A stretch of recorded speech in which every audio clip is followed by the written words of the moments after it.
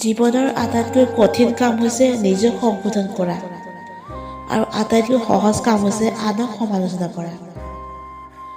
এটা বয়সৰ পাছত ৰাতিপুৱা সোনকালে উঠিবলৈ এলাৰ্ম দিব নালাগে, কাৰণ ঘৰ আৰু জীৱনৰ দায়িত্বই মানুহক ৰাতিপুৱা সোনকালে উঠাই দিয়ে। 3টা সত্য কথা একমাত্ৰ সময় চিনাকি কৰি দিয়ে কোন কাৰ কিমান আপোন। জীৱনৰ সংগ্ৰামত পৰীক্ষাৰ নম্বৰ নহয়, সময়ৰ অভিজ্ঞতাহে প্ৰয়োজন হয়। আটাইতকৈ মূল্যৱান সম্পদ হৈছে জ্ঞান, আটাইতকৈ শক্তিশালী অস্ত্ৰ হৈছে ধৈৰ্য, আটাইতকৈ ভাল ঔষধ হৈছে হাঁহি, আৰু আটাইতকৈ শ্ৰেষ্ঠ নিৰাপত্তা হৈছে বিশ্বাস।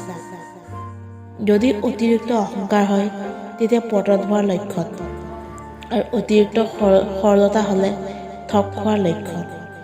সূৰ্যৰ তাপ আৰু পিতাৰ ক্ৰোধ দুয়োটাই সহ্য কৰিব শিকিব লাগে, কাৰণ সূৰ্য ডুবিলে পৃথিৱী অন্ধকাৰ আৰু পিতৃ নহ'লে জীৱন অন্ধকাৰ হৈ যায়। জীৱন আৰু সময় পৃথিৱীৰ শ্ৰেষ্ঠ শিক্ষক। জীৱনে সময়ক সঠিক ব্যৱহাৰ কৰিবলৈ শিকায় আৰু সময়ে শিকায় জীৱনৰ মূল্য দিবলৈ। কেতিয়াও সফলতাৰ কাহিনী পঢ়িব নালাগে, তাৰ পৰা অকল কাহিনীটোহে পাব। যদি পঢ়িব লাগে ব্যৰ্থতাৰ কাহিনী, তাৰ পৰা সফল হোৱাৰ উপায় পাব।